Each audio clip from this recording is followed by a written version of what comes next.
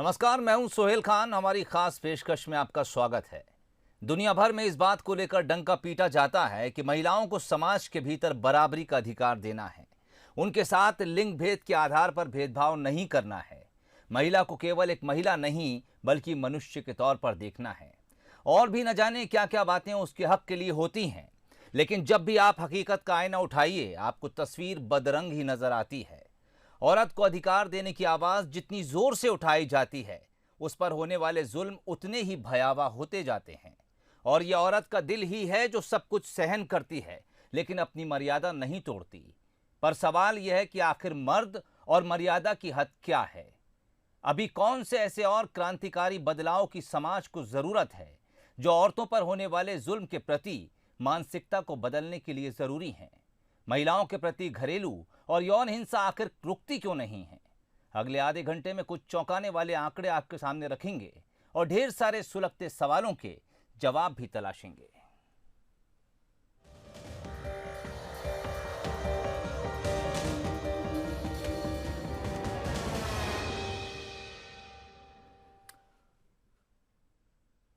Corona काल और lockdown ने जिस तरह लोगों को घरों में कैद रहने को मजबूर किया, उसने कई तरह की सामाजिक विसंगतियां और घरेलू हिंसा की घटनाएं तेजी से बढ़ाईं। राष्ट्रीय परिवार स्वास्थ्य सर्वेक्षण 5 और गौरवी की रिपोर्ट में इसका खुलासा हुआ है। वहीं महिलाओं के खिलाफ बढ़ रहे अपराध को लेकर एक बार फिर एक नई बहस छिड़ गई है। देखिए इस रिपोर्ट के जरिए। कोविड-19 का साइड इफेक्ट अब दिखने लगा है। लॉकडाउन लगाकर जब कोरोना को नियंत्रित किया जा रहा था, तब घरों में महिलाओं पर प्रताड़ना अनियंत्रित हो रही थी। राष्ट्रीय परिवार स्वास्थ्य सर्वेक्षण 5 के आंकड़ों में जो खुलासा हुआ है, वो भी ये साबित करता है कि महिलाओं के साथ घरेलू हिंसा लगातार बढ़ी। रिपोर्ट के मुताबिक महिलाओं के खिलाफ घरेलू हिंसा के सबसे ज्यादा मामले कर्नाटक, असम, मिजोरम, तेलंगाना और बिहार में सामने आए। इतना ही नहीं, एक्शन एड एसोसिएशन और गौरवी यानी सखी की ओर से जारी हुए आंकड़ों से खुलासा हुआ है कि मध्य प्रदेश में भी लॉकडाउन के दौरान हर दिन 12 महिलाएं घरेलू हिंसा का शिकार हुई। लॉकडाउन के दौरान पूरा का पूरा परिवार घर में था और घर में रहने के दौरान जितने परिवार में सदस्य थे, कई परिवारों के सदस्य ज़्यादा होने के कारण, कई घरों में आर्थिक अभाव के कारण, कई घरों में काम का बोझ बहुत ज़्यादा बढ़ जाने के कारण, और जहाँ पर घर में कोई भी बाई काम करने के लिए नहीं आ पा रही थी, उस समय जो महिलाओं के ऊपर काम का बोझ बढ़ा और पूरा दिन घर में जब सब लोग हैं तो खाने पीने का जो एक समय निश्चित होता था वो भी अनियमितता में बदला। तो इन सारी चीज़ों को लेकर बहुत ज़्यादा घरेलू हिंसाओं के प्रकरण मेरे पास परामर्श के लिए आए, और मैं ये बहुत अच्छी तरह से कह सकती हूँ कि लॉकडाउन के दौरान घरेलू हिंसा के प्रकरण बहुत ज़्यादा बढ़े हैं। लॉकडाउन के दौरान पति पत्नी घर में साथ साथ रहे और मोबाइल लगातार पति पत्नी की बेवफाई के राज खोलते रहे। अकेले सागर जिले में जुलाई से नवंबर तक बीते 5 महीने में 611 परिवारों के बीच कई बातों को लेकर लड़ाई झगड़े हुए। इनमें करीब 50% मामले एक्स्ट्रा मैरिटल अफेयर्स के हैं। घरेलू हिंसा जो लॉकडाउन के बाद बढ़ी है, ऐसा अपन को कई स्टेट्स में देखने को मिला, कई रिसर्चेस में फाइंडिंग्स मिली हैं। इसके जो मुझे मनोवैज्ञानिक कारण समझ में आते हैं, सबसे पहली बात यह है कि पुरुष कभी घर के अंदर स्थित नहीं रहता है। बाहर रह के वो बहुत सारी एक्टिविटीज़ में रहता है जहाँ उसके अपने कैथारसिस निकलते रहते। और घरेलू हिंसा में सबसे बड़ी दिक्कत ये हो गई है कि आज महिलाओं की टॉलरेंस कम होती जा रही है। महिलाएं जब से वर्क प्लेस में आई हैं, जब से आत्मनिर्भर हुई हैं, उनकी मैं देख रहा हूँ कि उनकी जो टॉलरेंस प्रवृत्ति है वो कम होती है। एक चीज़ दोनों को लर्न करना चाहिए। हमेशा आप देखें, जब भी अपन कहते हैं ना जोड़ी ऊपर से बनी है, लेकिन ऊपर से बनी है, एक बहुत एग्रेसिव होता है, एक सबमिसिव होता है, आप देखना अक्सर। लेकिन अगर दोनों एग्रेसिव मिल गए तो फिर लड़ाई बहुत बढ़ती है, क्योंकि कोई झुकने को तैयार है। घर की दहरी के बाहर महिलाएं जितनी असुरक्षित हैं, उससे कहीं ज्यादा खतरों का सामना उन्हें घर के अंदर करना पड़ रहा है। महिलाओं के प्रति अपराध कोई हाल ही में घटने वाली घटना नहीं है। महामारी से पहले भी उन्हें शारीरिक और मानसिक प्रताड़ना झेलनी पड़ती थी, लेकिन लॉकडाउन के दौरान जिस तरह से मामले बढ़े, उसने महिलाओं के खिलाफ हिंसा को लेकर कई सवाल खड़े कर दिए हैं। Bureau report, Bansal news. इस रिपोर्ट से जुड़े कुछ सवाल भी जहन में उठते हैं और उन सवालों के जवाब हम अपने मेहमानों से लेने की कोशिश करेंगे, टटोलेंगे कुछ सच्चाई को। शिवानी सैनी इस वक्त हमारे साथ स्टूडियो में मौजूद हैं। आप सदस्य हैं एक्शन एड संस्था की। शिवानी जी, स्वागत है आपका। धन्यवाद। इसके अलावा सरिता राजानी मेरे साथ स्टूडियो में मौजूद हैं। आप सोशल काउंसलर हैं। सरिता जी, आपका भी बहुत स्वागत है। और जबलपुर से इस वक्त मेरे साथ मेहमान जुड़े हैं डॉक्टर रजनीश जैन। रजनीश साहब, स्वागत है बंसल न्यूज़ में आपका।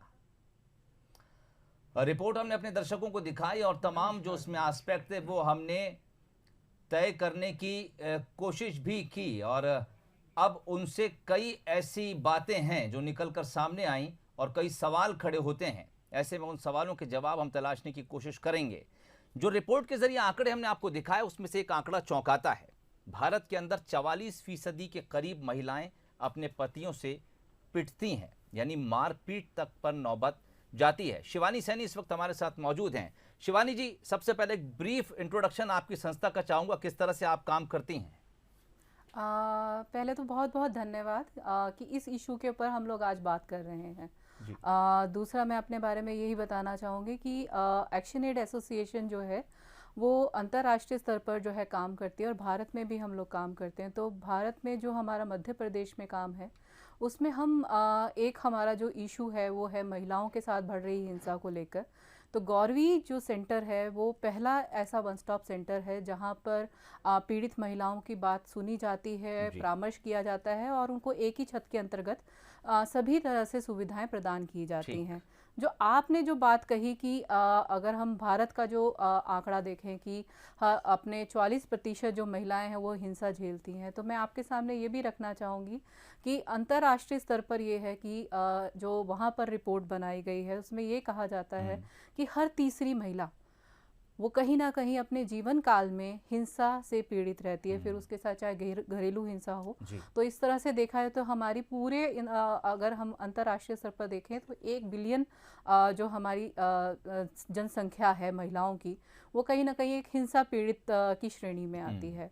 तो घरेलू हिंसा उसमें से सबसे अधिक है। अगर हम लोग अपने गौरवी सखी वन स्टॉप सेंटर का ही देखें तो कम से कम हमारे 75% जो केसेस हैं वो घरेलू हिंसा से कहीं ना कहीं उनके साथ, चाहे वो दहेज प्रताड़ना को लेकर हो, घरेलू हिंसा हो, या फिर उनको घर से निकालने की जो बात हो, या और तरह का जो है घर के अंदर देखा जाए तो वो उनके साथ हिंसा देखने में आई है। ठीक, मैं लौटता हूँ आपके पास। इससे पहले मैं रुख करूँगा सरिता जी की तरफ। सरिता जी का आंकड़ा ये भी है कि जब लॉकडाउन लगा देश में पहली बार, और उसमें से एक जनरेशन ऐसी भी है देश में जिसने इस तरह के हालात पहली बार फेस किए शायद आज़ादी के बाद से अब तक। 23 मार्च से 31 मार्च के बीच 257 मामले घरेलू हिंसा के दर्ज हो गए। आपके पास यकीनन कुछ लोग इस तरह के आते होंगे जो काउंसलिंग के लिए पहुंचते होंगे। मैं जानना चाहूँगा दरअसल वो क्या माहौल था लॉकडाउन के दौरान जिसमें घरों के भीतर पति पत्नी या फिर ख़ास तौर से महिला के खिलाफ अचानक से इस तरह की हिंसा बढ़ने लगी, क्योंकि मामले तो वाकई चौंकाने वाले हैं। लॉकडाउन के दौरान जो एक युग हमने देखा वो शायद हम पहली जनरेशन है जिन्होंने ऐसा समय देखा कि जब पूरा का पूरा परिवार एक घर के अंदर बंद है जी। जहाँ पर कोई भी आपके यहाँ जो काम करने के लिए मदद करने वाली बाइयाँ हैं वो तक आपके घर में प्रवेश नहीं कर सकती और आप घर से बाहर नहीं निकल सकते। ये पहला दौर था।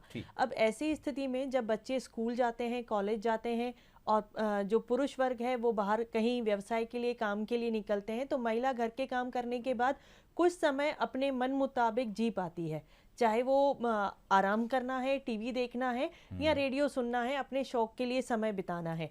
वो सारे जब इकट्ठे एक घर में बंद हो गए तो कहीं ना कहीं जहाँ पुरुष वर्ग था, जब वो पहली बार इस तरह से घर में बैठा तो कहीं थोड़ी सी फ्रस्ट्रेशन थी आर्थिक अभाव के कारण या अपने दोस्तों से न मिल पाने के कारण। तो वो सारा का सारा फ्रस्ट्रेशन और सारा का सारा अवसाद, जो गुस्सा था, वो महिलाओं के ऊपर निकला। वहीं जहाँ बच्चे थे जो कोचिंग जाते हैं, स्कूल जाते हैं, अपने मित्रों के साथ बहुत ज़्यादा समय व्यतीत करते हैं, अब जब वो भी घर में बैठे, जब आपको बाहर का कुछ भी खाना पीना नहीं मिल रहा, पिज़्ज़ा, बर्गर और पानी पूरी, जिस तरह के लोग आज के जीवन शैली के आदी हो चुके हैं, जब आपको वो सब भी नहीं मिला तो उन बच्चों की फ्रस्ट्रेशन भी निकली घर की महिला के ऊपर। तो इस तरह से जो शुरुआती दौर था वो एक कहना चाहिए कि आपकी जो सहन शक्ति है वो ख़त्म होती जा रही थी और जो अवसाद, जो फ्रस्ट्रेशन है वो घर के महिला सदस्यों के ऊपर निकलने लगा। इस तरह से उस दौरान में सबसे ज़्यादा घरेलू हिंसाएं घटी और वहाँ पर जहाँ वो महिला सबको बर्दाश्त कर रही है, सबका फ्रस्ट्रेशन झेल रही है, वो क्या सोचती है, वो अपने परिवार के सदस्यों के साथ समय बिताकर कैसा महसूस कर रही है, वो किससे क्या मदद चाहती है, भावनात्मक, शारीरिक, इसको समझने का किसी ने प्रयास नहीं किया। तो यही सब कारण है कि लॉकडाउन के दौरान मेरे पास वीडियो कॉन्फ्रेंसिंग के थ्रू बहुत सारे फ़ोन कॉल आए परामर्श के लिए, और उस समय जो विषय रहे वो बहुत ही विचित्र थे। ठीक, शिवानी सैनी आपके पास आना चाहूँगा। दरअसल जब आपकी संस्था काम करती है तो आपकी अप्रोच का तरीका क्या होता है? क्या आपको कहीं से शिकायत मिलती है कि फलां जगह पर इस तरह का मामला चल रहा है तो आप लोग एक्शन में आते हैं, या फिर आपको इस बात का इंतज़ार होता है कि जब आपके पास कोई फरियादी शिकायत लेकर आएगा उसके बाद आप लोग एक्शन में आते हैं? और किस तरह की मदद आपकी संस्था की तरफ से ऐसे लोगों को पहुंचाई जाती है जो आपकी तरफ मदद की मंशा से नज़र उठा के देखते हैं? पहला तो एक ये है कि अगर हम केंद्र की बात करें तो केंद्र में 3 तरह से कोई भी महिला जो है संपर्क कर सकती है। वो फ़ोन से कर सकती है, स्वयं आ सकती है, या किसी के द्वारा वहाँ पर लाई जा सकती है। तो ये 3 तरह से आती है। पर लॉकडाउन में जो परिस्थिति बनी, परिवहन बंद था क्योंकि पब्लिक ट्रांसपोर्ट नहीं चल रहे थे, और एकमात्र जो अगर हम कहें कि वो संपर्क का जो जरिया बच जाता था, या तो वो पुलिस थी या फिर दूसरा था कि वो स्वयं अगर वो संपर्क कर सके।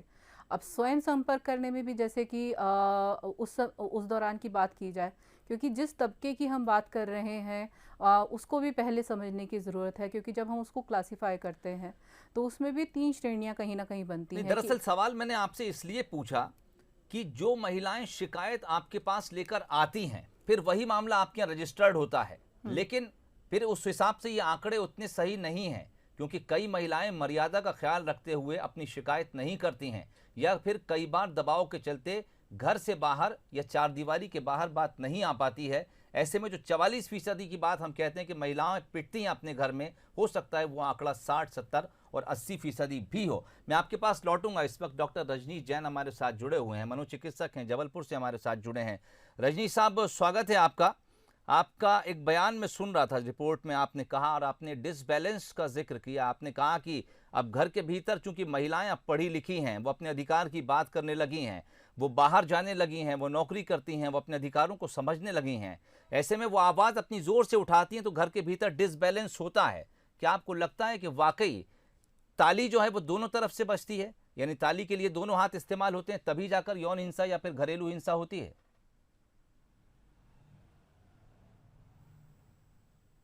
मैं एक बात यहाँ विशेष तौर पर कहना चाहूँगा। जी। मुझे 40 साल हो गए प्रैक्टिस करते हुए, काउंसलिंग करते हुए। जी। मैंने ये देखा है कि जो मैनेजमेंट कैपेसिटी महिला के पास है वो पुरुष के पास नहीं है। कोई दो राय नहीं। महिलाएं अपनी प्रतिभा को खो रही हैं। उन्होंने जो टैक्टफुल करना चाहिए वो नहीं कर रही, वो नहीं कर रही हैं। और बराबर से आप अधिकार के लिए तो सचेत होते हैं, कर्तव्य के प्रति नहीं होते। और ये हिंदुस्तान का ट्रेंड है कि यहाँ हम अधिकारों की बात हमेशा करेंगे, जो हमसे टकराएगा चूर चूर हो जाएगा, लेकिन कोई ये नहीं सोचता कि हम क्या कर रहे हैं। तो आप देखिए इन परिस्थितियों में सब लोग घर में इकट्ठे हुए, बजाय उसको हमको अच्छा समझने के, हमने उसको जंग के रूप में जीता। और आप देखिए लोअर क्लास में और हायर क्लास में ये झगड़े ज़्यादा बढ़े। मिडिल क्लास तो बहुत जद्दोजहद करके लाइफ को जीता है, उसमें ये झगड़े कम मिलेंगे आपको। और जब से पढ़ लिख के महिलाएं बराबरी से काम, और जहाँ समाज में जागरूकता आई है, वो केवल हर चीज़ राइट्स को ले रही, ड्यूटीज़ से हट रही।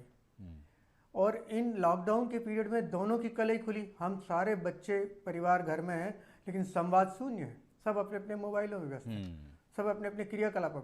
मैं इसीलिए बार बार कहता हूँ, एक बार बैठकर खाना तो खाइए, कभी नाश्ता तो करिए, कभी डिनर तो करिए, और फिर देखिए आप बातें। और बजाय सोशल मीडिया में होने के हम आपस में इंटरेक्शन करें ना।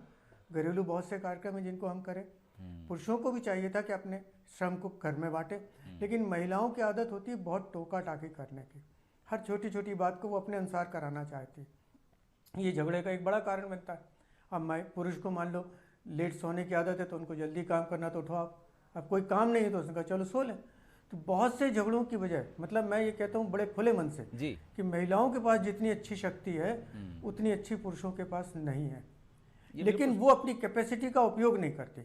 और इसमें दूसरा सबसे बड़ा कारण जो मुझे देखने मिल रहा है, सोहेल खान जी, दूसरा बड़ा कारण जो मुझे लग रहा है कि महिलाओं के मायके से इंटरफेरेंस बढ़ रहा है। वो बजाय समस्या सुलझाने के उलझवाने की बात करते हैं। वो आज बच्ची अगर कंप्लेन करे तो माँ बाप कहते आ जा तू तो छोड़ के, बजाय ये कहने के कि तुम मैनेज करो, कोशिश करो, तुम्हारे अंदर योग्यता है। और आप देखिए सालों से चली आ रही परंपरा, जब से ये यूनिक परिवार आए हैं ये समस्याएं और बढ़ी हैं।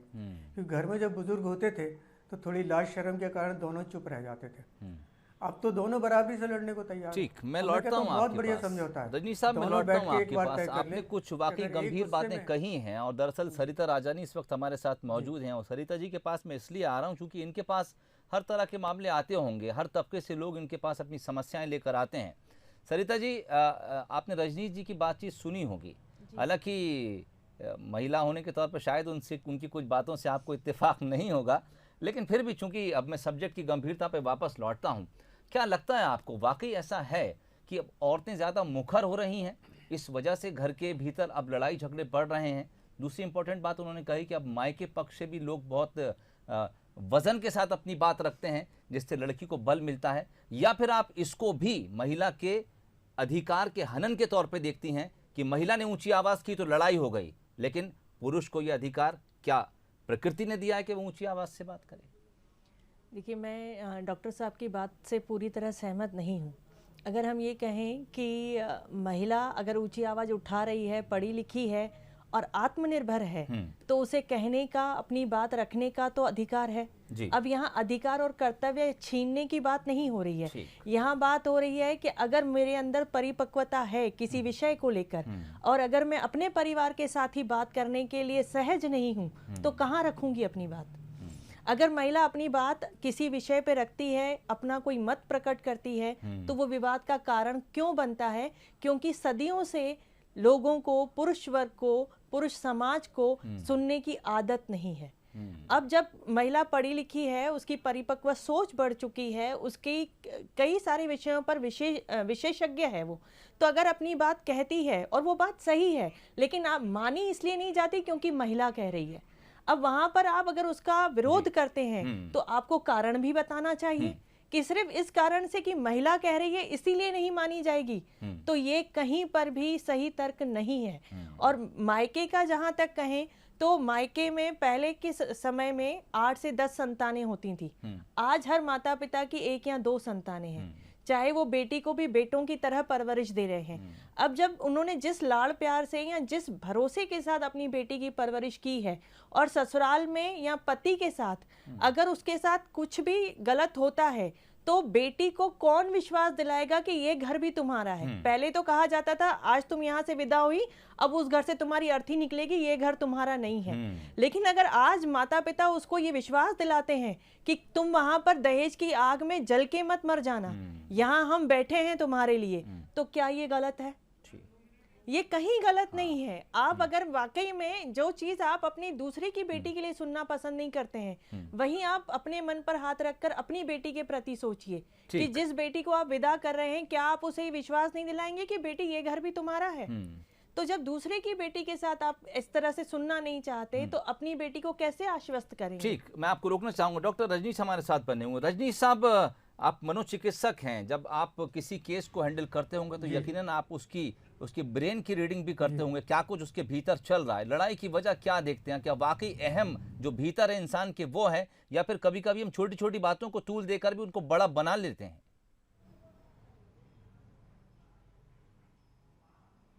जी, मैं अभी जो मैडम कह रही थी बात, मैं उनको ये कहना चाह रहा हूँ, मैंने जो कहा उन्होंने शायद उसको गलत लिया। मैंने कहा जितनी अच्छी योग्यता महिला के पास है मैनेजमेंट करने की, समस्या को सुलझाने की, उतनी अच्छी पुरुष के पास नहीं है।